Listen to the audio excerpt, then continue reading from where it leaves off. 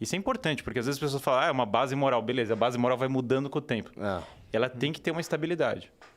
Sim, você te falou isso no começo, mas eu acho que seria interessante, de repente, recapitular, já que essa é a grande questão unificante de tudo, né? Sim. Qual que é a diferença da lei moral? Qual que era? Você falou da lei divina aí? Lei natural. Da lei natural, Bom, a lei divina, ela vem da revelação.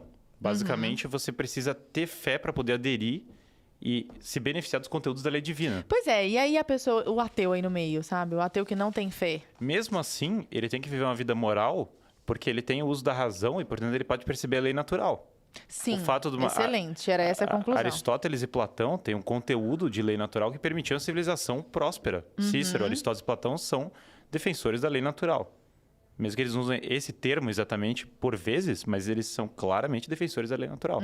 Tanto que os cristãos antigos, quando começaram a entrar nessa questão do direito e discutir, eles viam Aristóteles, Platão e Cícero e falaram, esses são nossos prefiguradores, eles são pessoas que entenderam a lei natural e que eram sábios. Confúcio, para mim, mesmo com as alterações de tradição, era uma pessoa que tinha uma certa noção de lei natural, ao molde dele. Pior para mim do que Platão e Aristóteles, mas tinha a sua noção. A lei natural é a base para uma civilização. O que é? Fala para nós da lei natural. Que nós estamos falando como se todo mundo pressupusesse as mesmas coisas, né? Que nós estamos entendendo como lei natural. O que direciona as ações do homem, então eu percebo pela razão, aquilo que vai mensurar, aquilo que vai dar a medida das ações humanas, para que eu busque o bem comum. Para que eu busque o bem, em última instância, transcendente, mas o bem comum como uma participação desse bem. E por que não cabe relativismo? Eu tô bancando advogado do diabo, tá? Claro. Por que não cabe relativismo aí? Do tipo, porque o bem comum para mim é diferente do bem comum para você. Então ele não é comum, né? Porque comer em excesso é, por definição, mal. Faz mal para você por definição. Existe uma medida da qual você vai comer e isso vai te prejudicar. Existe uma medida para baixo, que você vai comer pouco e isso vai se prejudicar. E por isso que existe temperança. Porque existe uma medida em que se eu te empresto R$5 no prazo devido, o devido eu te dar R$5. Isso é direito por natureza. É da estrutura da realidade que R$5 no prazo devido é R$5. Não é só porque a gente combinou que R$5 é R$5. É estrutural. Se eu sou covarde para ajudar uma pessoa, então lá está o Paulo, está com uma dificuldade, e eu sou covarde, eu não ajudo ele, eu fiz um mal para ele na minha covardia. Isso é da própria estrutura do real. Então, qualquer pessoa racional, uma pessoa pode não perceber isso. Posso ter uma tribo, um certo conjunto que não perceba o conteúdo da lei natural, inclusive deturpe o conteúdo da lei natural. No entanto, o homem racional é capaz de perceber, em certa medida, o que é coragem, o que é justiça, o que é coragem e fortaleza, o que é prudência e assim por diante. E essas coisas, elas têm uma objetividade. Esse exemplo que eu falei do empréstimo, ele não admite. Se eu tirei a vida dele, na minha relação com ele é um desequilíbrio por definição. Tirar a vida do inocente. Não é autodefesa, não é outra situação. Por definição, o desequilíbrio. Por definição, eu arranquei algo que não era próprio. Isso é da estrutura da realidade. E é assim que eu vejo o que é direito natural. O que é moral e assim por diante. Isso é base da civilização. Se a civilização não tem isso, não tem civilização. E qualquer indivíduo que relativize esse bem moral é não humano, né? Porque se eu falo que, não, mas a valor da vida é relativo para mim. Porque para mim o valor da vida é diferente para você. Sim, e ele vai tender a relativizar a natureza humana até no nível biológico. Ele vai relativizar a natureza em todos os aspectos. Porque como é tudo uma construção social, em última instância... que é a sacada do Foucault, inclusive, que é um autor revolucionário. Foucault percebeu, falou, cara, vocês são tudo relativistas, vamos até o final. Vamos até o final.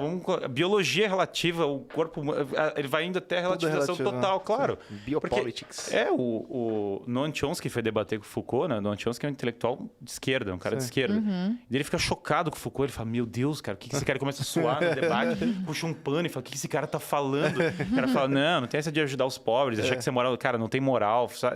Então, assim...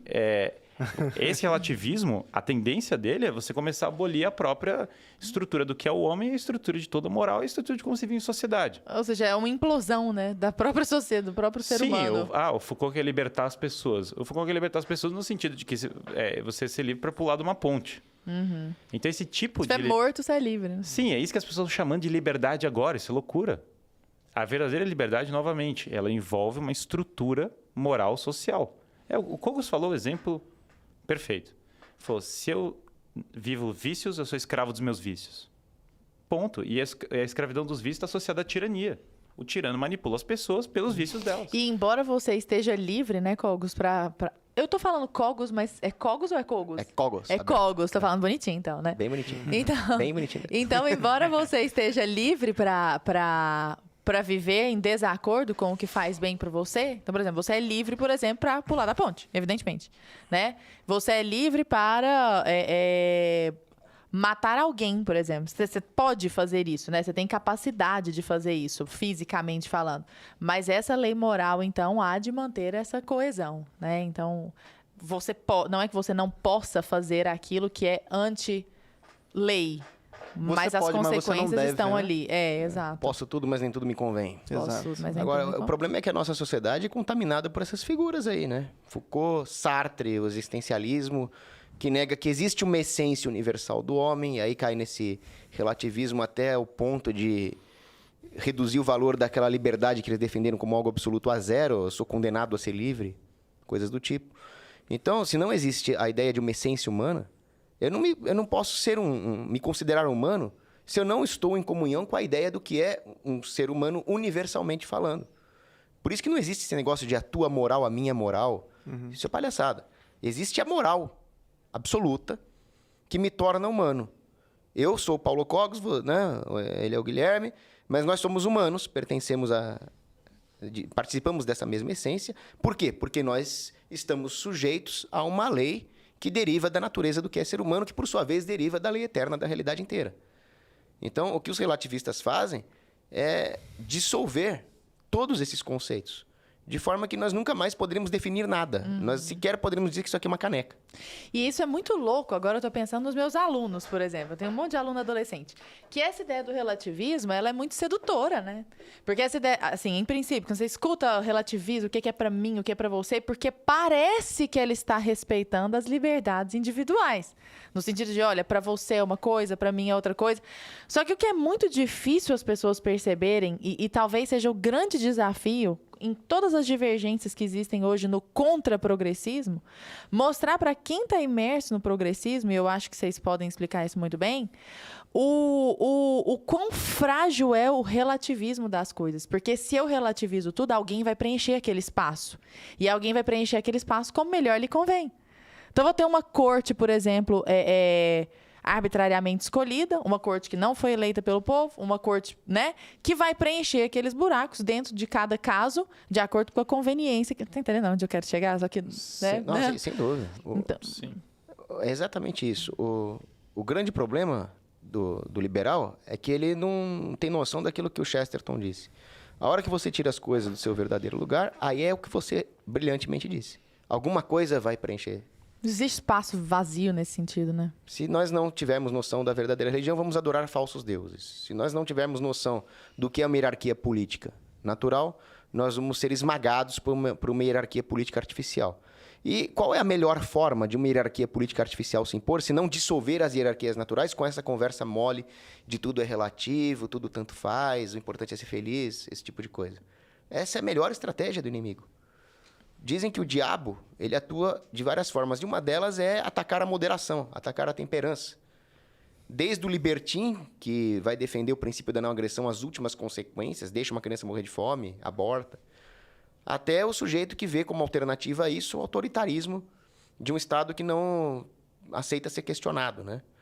Então, para citar o Von Leyden, que é um autor brilhante, ele dizia que a Europa foi construída pela monarquia católica e foi destruída pelo secularismo republicano. Por quê?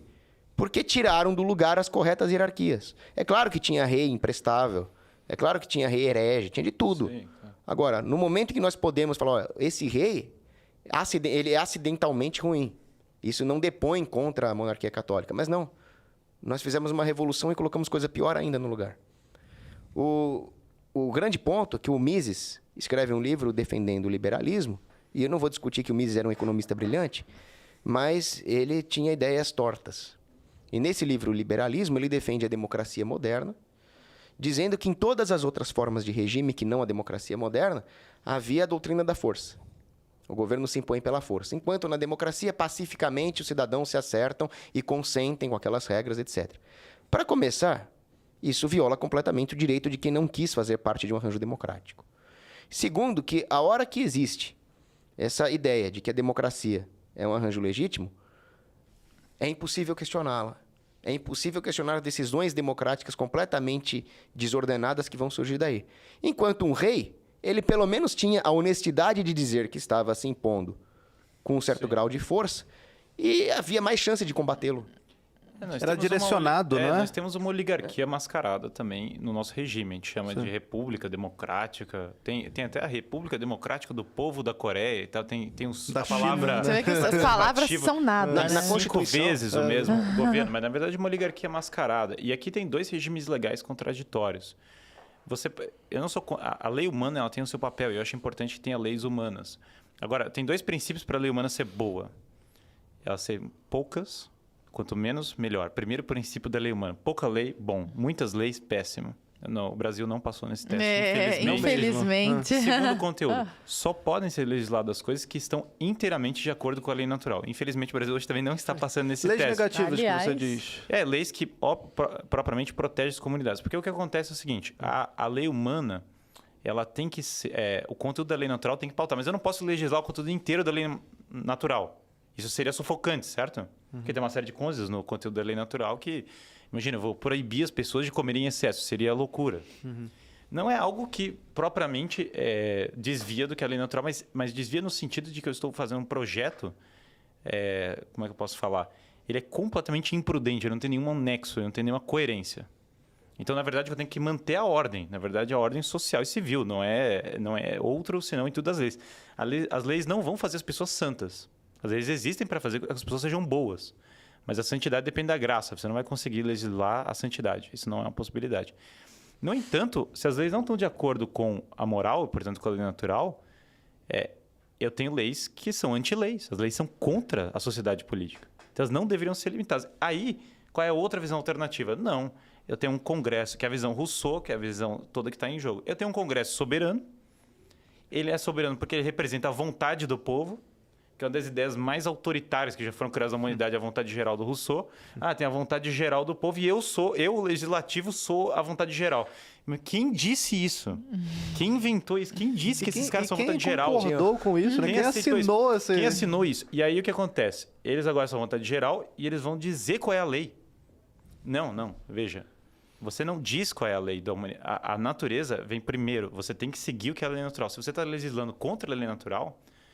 não é sua autoridade. Então, na verdade, às vezes a pessoa fala monarquia. Então, Guilherme, você quer que as pessoas sejam controladas, quer que as pessoas sejam... Não, é o oposto. Eu quero que o governo seja totalmente descentralizado, absolutamente descentralizado. E mais ainda, quero que não se possa ter leis, não possam ter leis que violem a decência da vida humana. Sim. Porque se você faz isso, você está criando tiranias. Tinha um humorista americano que ele falava o seguinte: eu acordo de manhã, abro o jornal e fico surpreso ao ver qual é a minha vontade. Alguém falou que é sua vontade, né? Eu adorei que você citou o